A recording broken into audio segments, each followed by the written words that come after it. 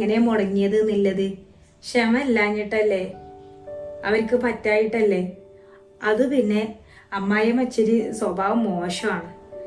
ഇത് പിന്നെ ആൻറ്റി തന്നെയല്ലേ.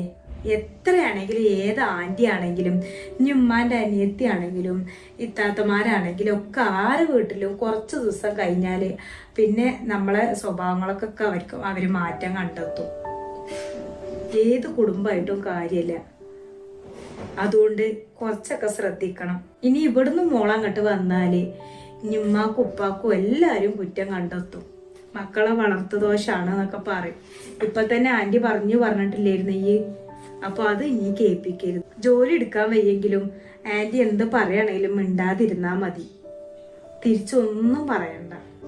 അമ്മ എനിക്ക് ക്ഷമ വരുന്നില്ല. ഇവര് കാണിക്കലൊക്കെ കാണുമ്പോഴേ ഞാൻ വിചാരിക്കും ജോലിക്ക് കൂടി കൊടുക്കണം, അതേപോലെ തന്നെ നല്ലപോലെ പെരുമാറണം.